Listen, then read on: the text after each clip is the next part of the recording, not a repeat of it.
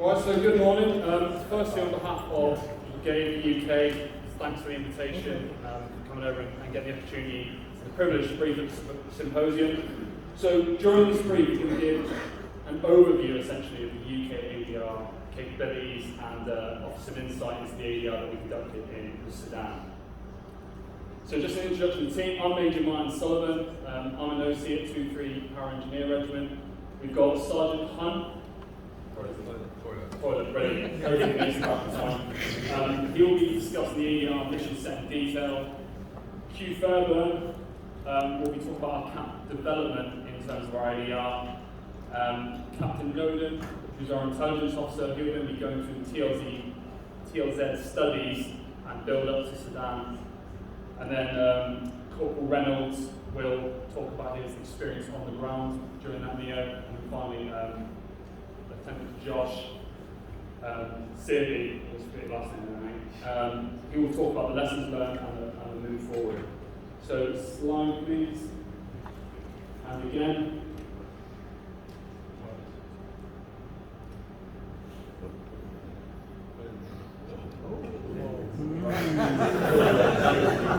Thought it's actually not going to work. Right, so as a bit of an introduction to our doctrine and concepts.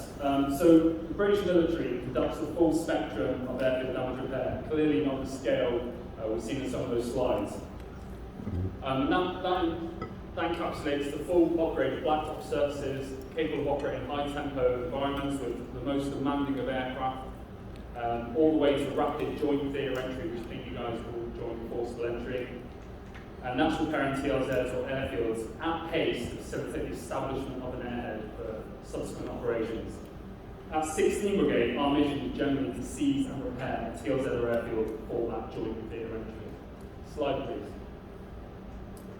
So our core mission is in a warfighting environment, and that's to seize airfields by parachuting in our lead forces. As engineers, we then upgrade that airfield to a minimum operating surface suitable for either C-17 or A400M, roughly.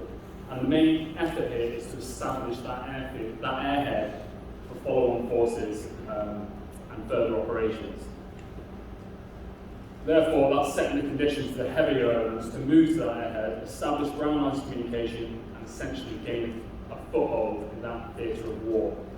During that joint theatre entry, the ADR teams and lead elements are often isolated and unsupported, and we go on the 72 hours where you might not have any support at all during that. So our only means of delivery is either through parachute.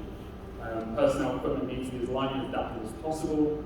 So whilst we clearly train to adapt our approach to missions across the spectrum of conflict, we're not as well resourced. Adaptability and speed are critical assets to our core tenets in our way of war. So I'll just hand over now to Sergeant Hunt, who's made it back.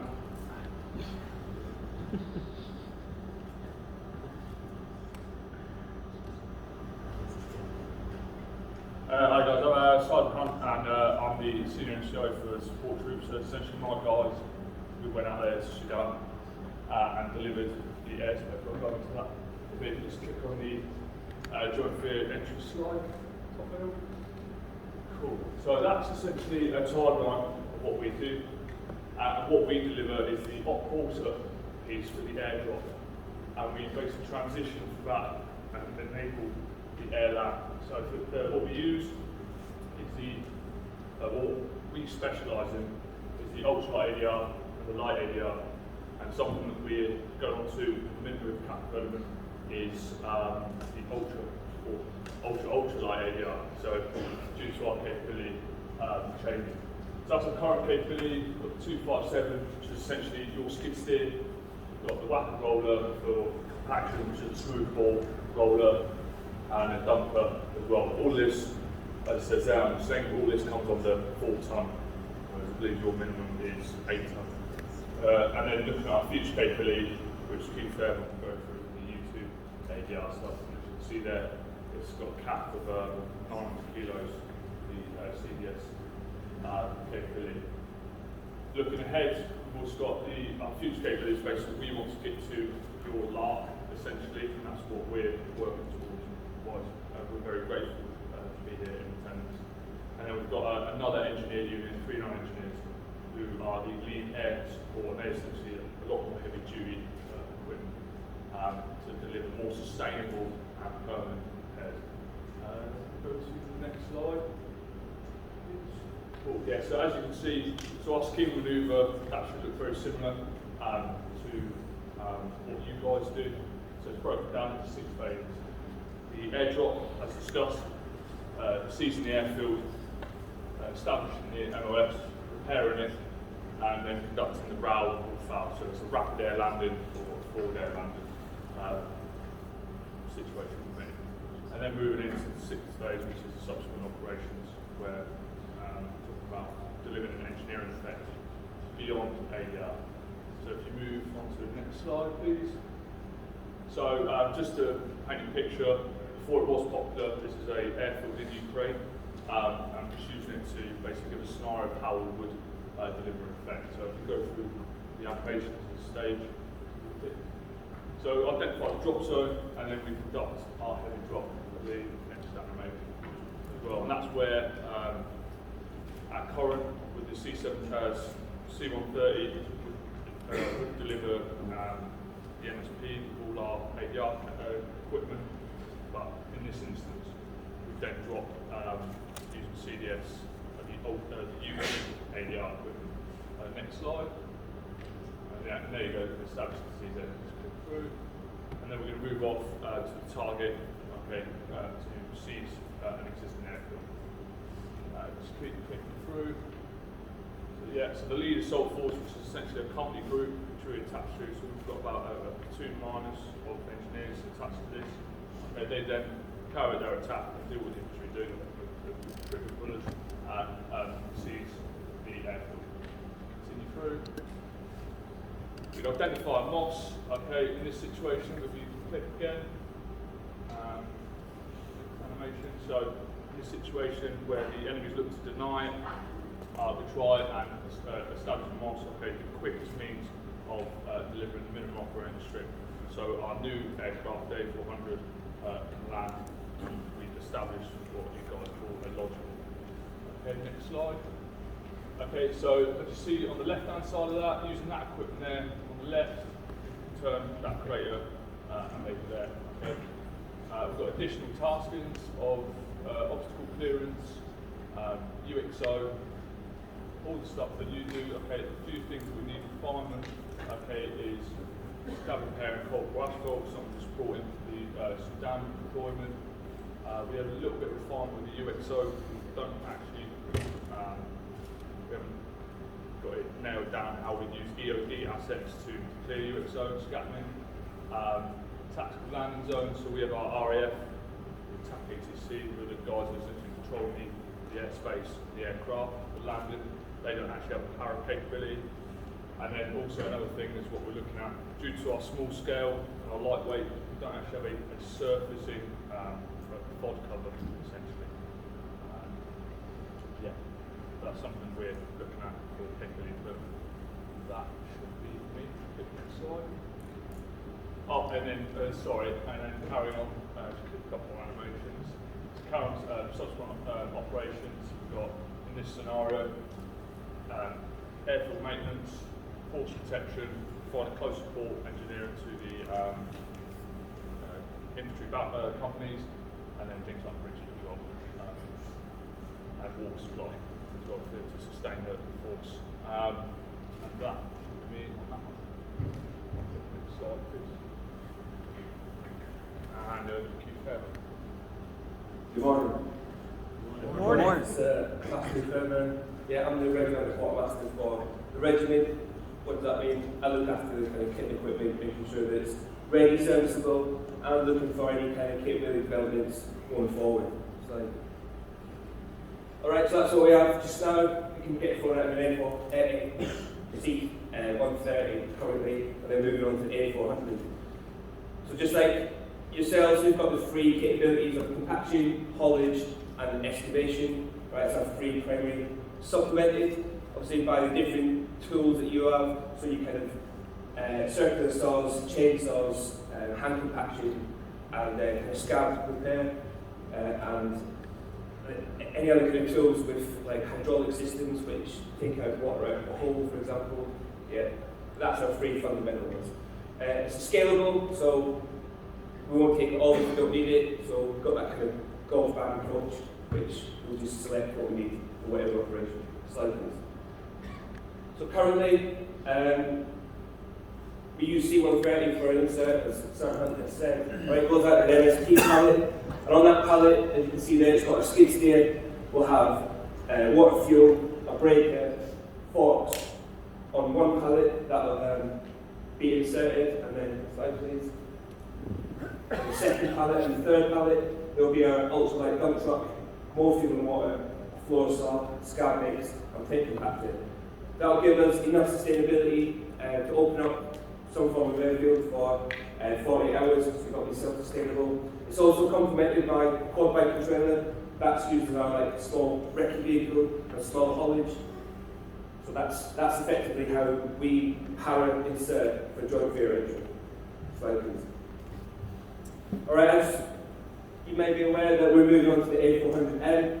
Right, the difficulty with this is losing the C130 right now, which means the MSP pallet, which you just see medium stress platform, means that we can no longer use that approach. So just now we're looking at ways and means of scaling down. Because currently, as you see, skid steer weighs 4.5 tons.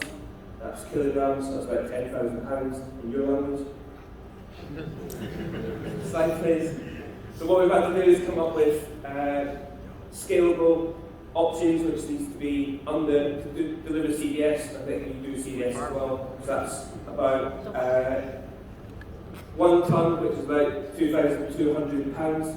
All right. So starting from the left. All right. I've got this steel Paul Reynolds little bit what is the spin about sedan, but effectively what we have on the left is some form of saw and compaction, and that's just for the cold pour which is used in a sedan.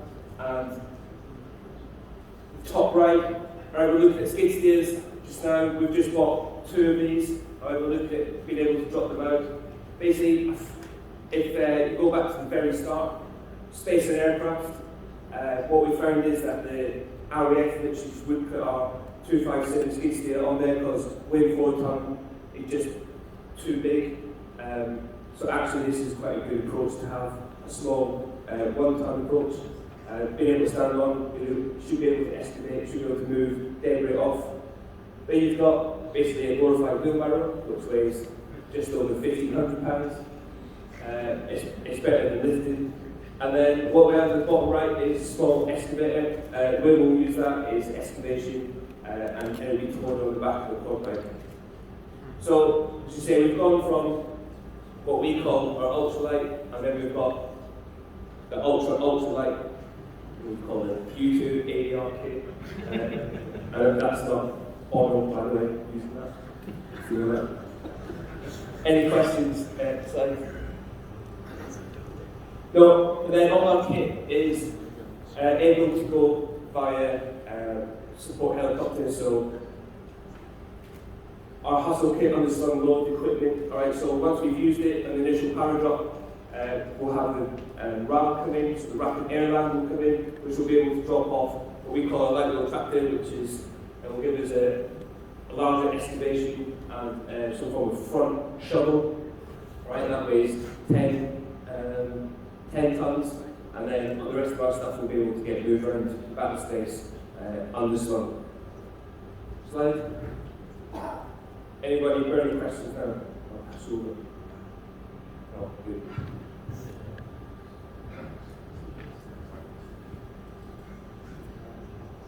Good morning, everyone. So I'm Captain Jack Nolan, I'm the Intelligence Officer for the regiment, and in a deployed setting I move on to be one of the staff planners and brigade. So I'm going to talk to you a bit about Operation Polar Bear. That's what we call the Sudan Neo. A bit about the build-up, and then I'm going to Paul Reynolds to talk about what actually happened on the ground in terms of at the operator level. So Operation Polar Bear was the third sub-war crisis that the brigade has been involved in the last 2 years. And so it's re-emphasised our ability to deploy at pace, so in less than 2 days, and at scale, so around 1,000 personnel. Additionally, it's proven the worth of air manoeuvre, which is something in the UK we've had to constantly reinforce how important air manoeuvre is. On this instance, it's proven that ADR is a capability you must have at a strategic level, and it needs to be a viable capability. Next slide, please.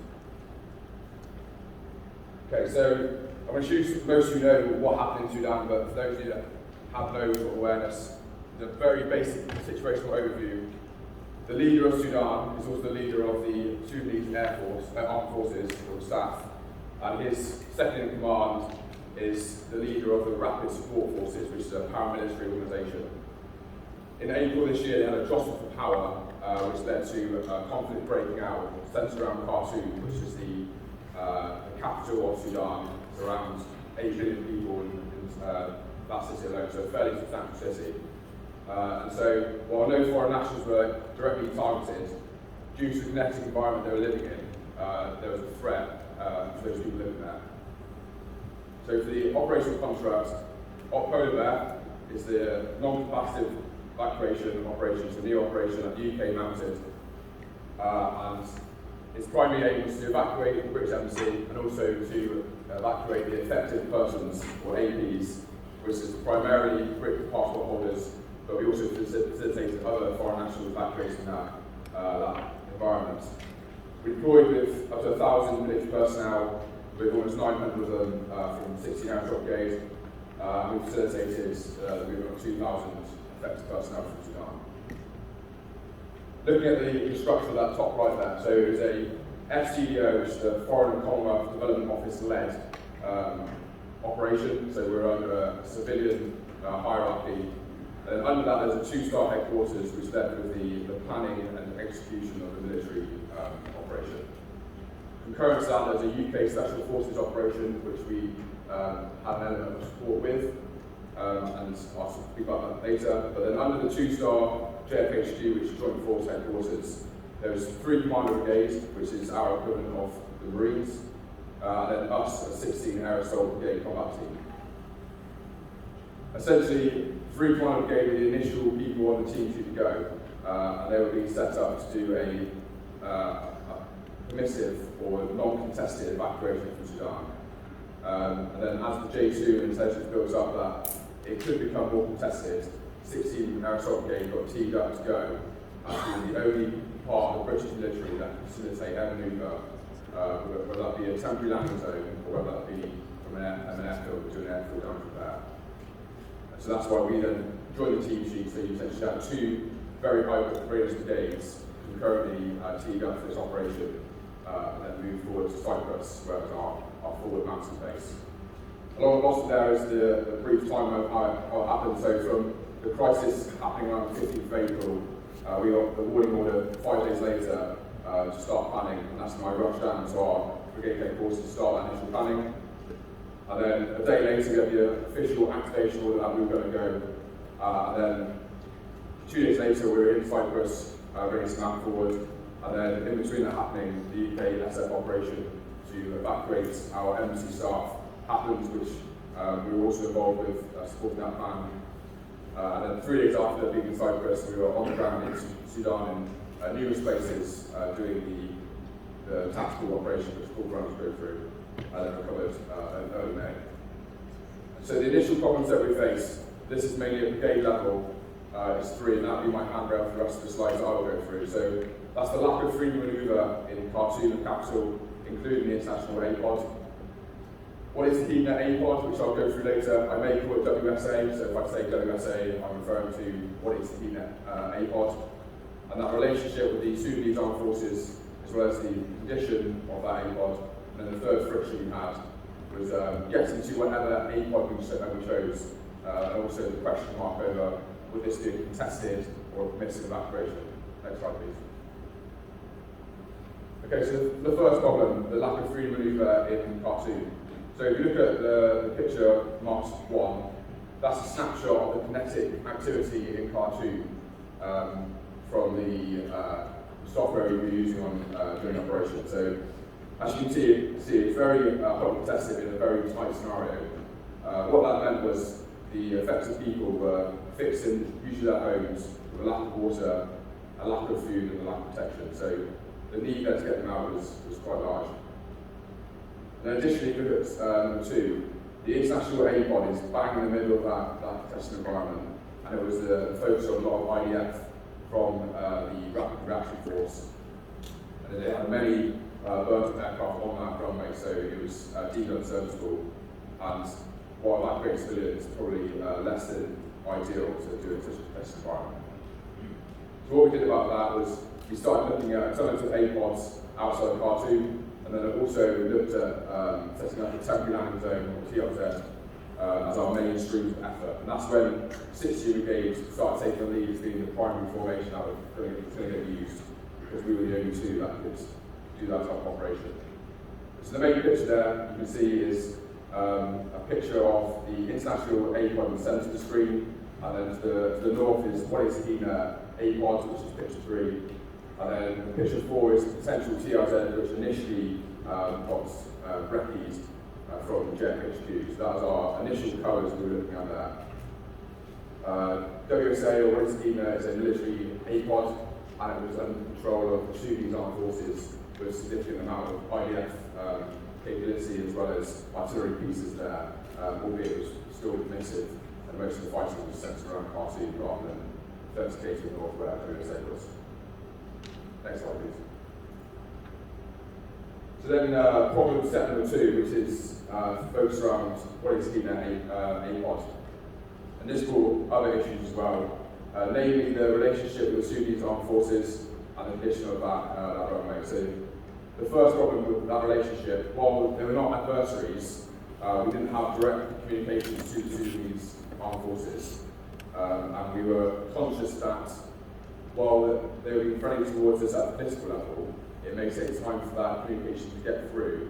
And so there could be an incident where they're using one of the artillery pieces in a direct fire mode or using small arms to attack an approaching aircraft if we go in a bit too hot without having the appropriate clearance in place.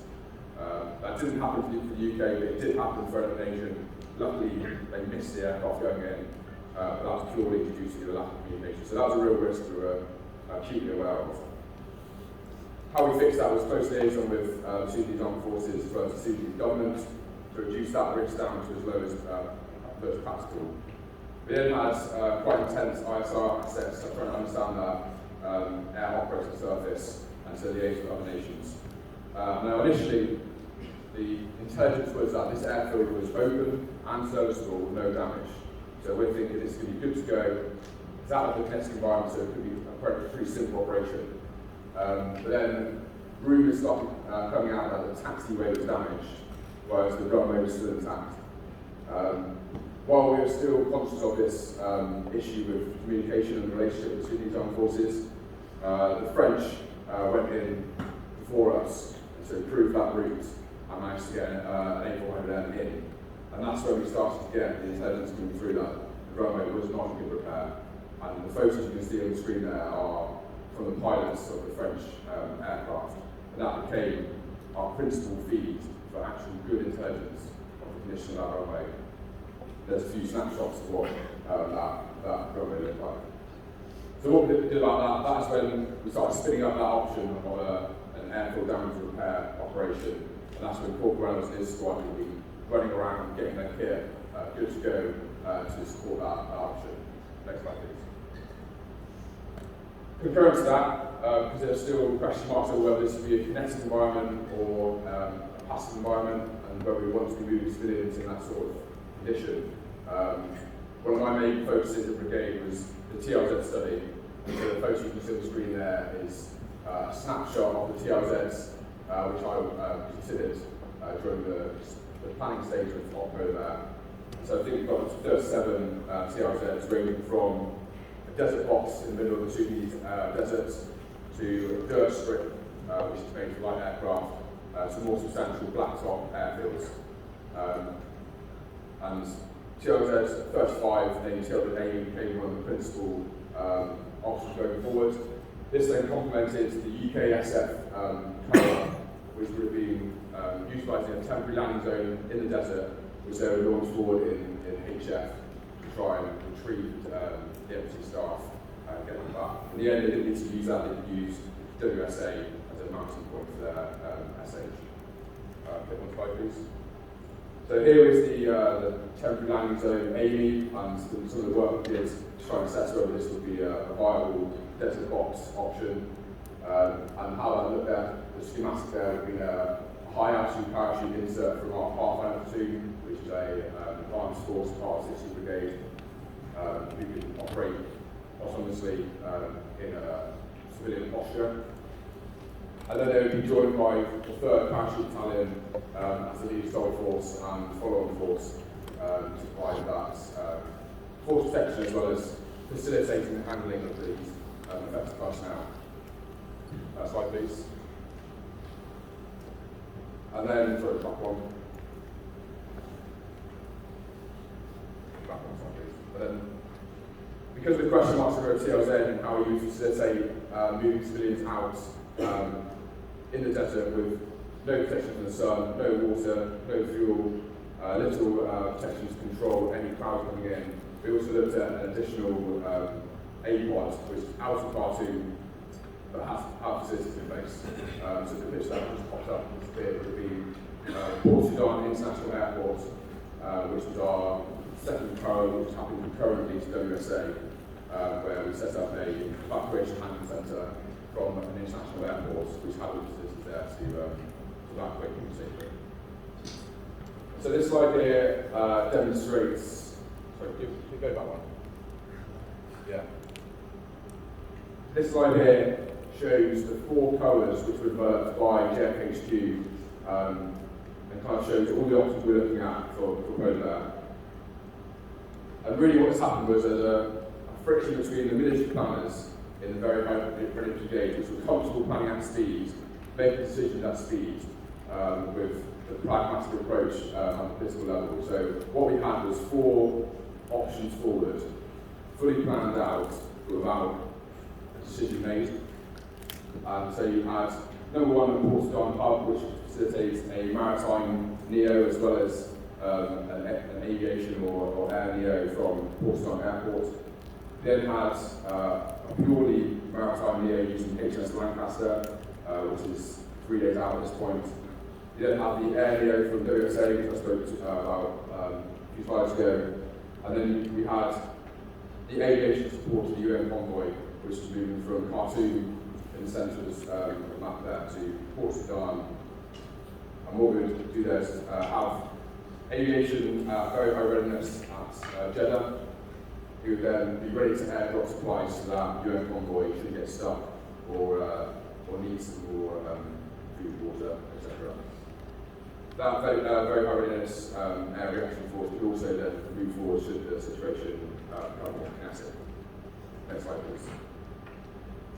This slide here then basically shows the height of contribution from 16 Air Brigade and all the things we did to contribute to that plan. So we had in WSA a team helping the Royal Marines move APs out of Cyprus. Alongside that, our main effort was the airfield damage repair, which Corporal Reynolds will discuss. We then had a team in Jeddah with CH-47s poised to support either the UN convoy or to support a more kinetic step in the situation. And then we had a team in Cyprus with C-17s and C-130s ready to do an airdrop if needed to support the UN convoy moving the 500 kilometres from Khartoum to Port Sudan. That kind of summarises what happened at the brigade level. I'll hand over to Corporal Reynolds who will discuss WSA in more detail and how, as an operator, he actually repaired that runway.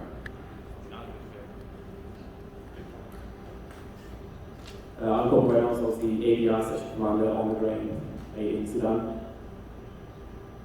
So the problems I faced was we weren't able to get our kit out there because the RAF didn't put it on the airframe. The weight of the kit is they want to get all humanitarian supplies in, water, rations, nappies, and medical supplies. So when I got on the ground, I knew I had these problems very physically, as well as then being told enough intel about the size of the ruptures or potholes on the runway. It took me a good while to get clearance to go onto the runway because the staff wouldn't give it to us.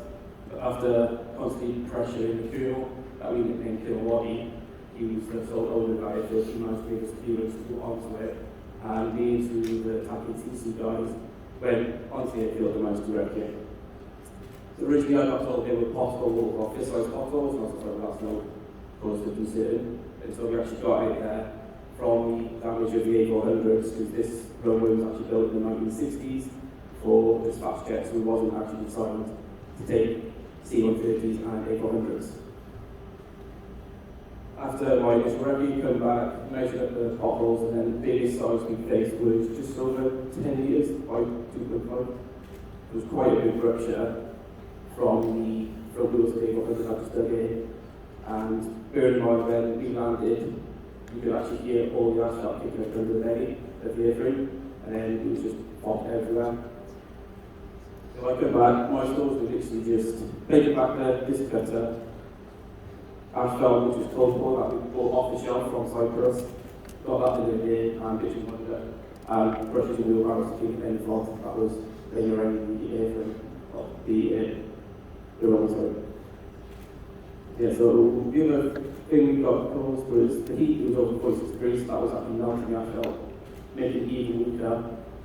In the heat when we were actually working, it was 32 degrees, and it was actually taking time for the cold pour asphalt to actually set. And we only had 4 hours of work time per night. We managed to get communication so that all foreign forces wouldn't fly in from 300 hours to CO 300 hours. But that didn't actually the staff didn't take any notice. So as we were on the runway repairing it, we had 2 minutes to get everything off all our stores off the runway because they had fast jets coming. Also, we had Turkish aircraft. They got shot off because they took the wrong flight path. As soon as they ran, they dumped all the fuel over the runway, causing more damage. And we had to wait out 4 hours for the fuel to evaporate. Then that kind of degraded the asphalt as well, started eating away at the bitumen. So the main effort was as well, it was only, I had a team of 8 packs and staff, they were Air Force protection. The first night they got hands on with us, and then they established we were actually hard work. Then the next 2 nights we could into, but we had our area president as Air Force protection. We used over 7 tons of asphalt, cold pour, and 300 litres of bitumen binder, which we used to fill in any of the cracks. Go to the next one. So there's a picture of the damage that's working, and the top left is the biggest that we have, the 10.10 one.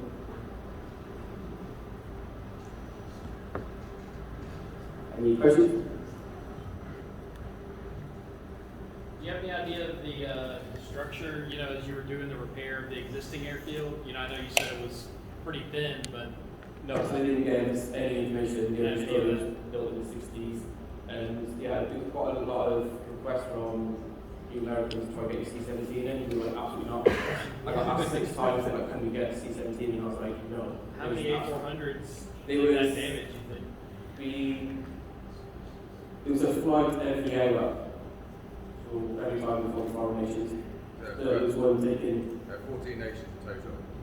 So, and all of them are using for A400. So, if you say each one has 3 flights each, that would be a rough estimate of how many landed per head. Right.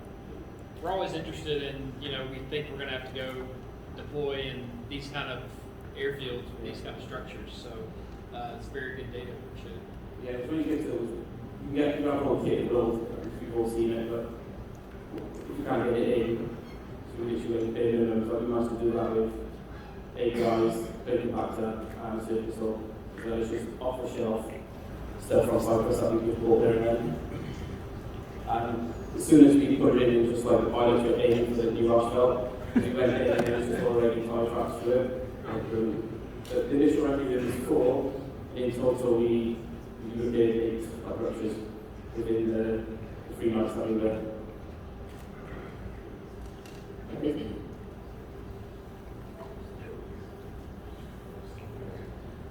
Thanks very much. If you missed the boss introducing earlier, Lieutenant Josh Theory, I'm supporting reminder, so doing my life on the ground, using my student and keep on myself. I'm just going to run through a couple of benefits to what happened and going forward. So firstly, you've got improving our operational capability. So we've obviously shown that these NEO operations are becoming more and more frequent, so to have this capability for us and to show we can do it shows our training is working, and that's really important. As we said as well, it's actually 14 customers, not 18, but we enabled that for everyone else, so that was a big chunk up for us. In terms of the actual timings they were conducting repair works, it was 2 a.m. to 5 a.m. in the morning, so the benefit of that was there was minimal downtime when the aircraft couldn't land, so it actually didn't cause as much disruption as you would think during that time. You think it would be a lot longer, but we were able to keep everyone's schedule and not lose any numbers of people evacuating. It's really important. Thirdly, and really personally, the goodwill of the host nation. So even though we did have some issues with the staff, mostly they enabled us to get to that airfield and use it. So obviously we paid lip service to it, but some diplomatic ties and defence engagement are really, really important to ensure that these sort of operations can occur. And then finally, as W2Fair alluded to, doing these operations allowed us to upgrade our kit to the ultralight kit, so it demonstrated some of the capability gaps we had and allowed us to move our kit forward and hone that deployment process. Next slide, please. I'll finish off there and invite any questions. Yes. Well, you guys. No, I mean it's fine. You guys were just air landing in those 700 tons of asphalt that brought all the bitumen and all that in on it. it. They come in 25 kilo little tubs. Yeah. We pretty much bought all of the stock from Cyprus. Yeah. On your initial repair, you just air landed in what you're. Sorry, I should have explained more. So, like you were doing, we cut out all the old stuff, got rid of the damaged stuff, and then compacted the surface with the big compactor. Then we put in the new cold core, compacted that. Then we put a bit of water on it to try and keep it cool, compacted over that.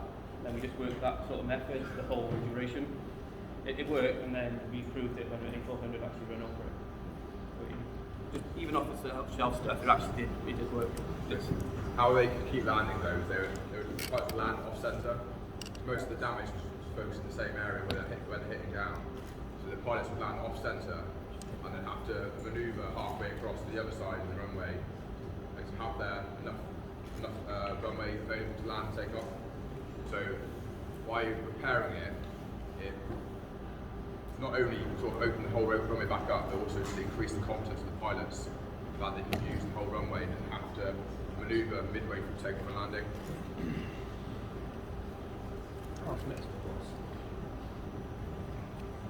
There's nothing else, thank you very much. Before we move on, I think this is a great reason why we're doing this. So at the same time, you guys kind of talked through parallel plan was going on here at Fort Bragg. The immediate response force was standing up, and the BCTs in the battalion. We were standing up. We had a large airfield repair package. It was prepared to go out the door. And the same problems that you were looking at for cold patch, we were doing the same thing on our ERDC brethren with the intelligence reports that we had of the airfield, and how can we affect this with a smaller package.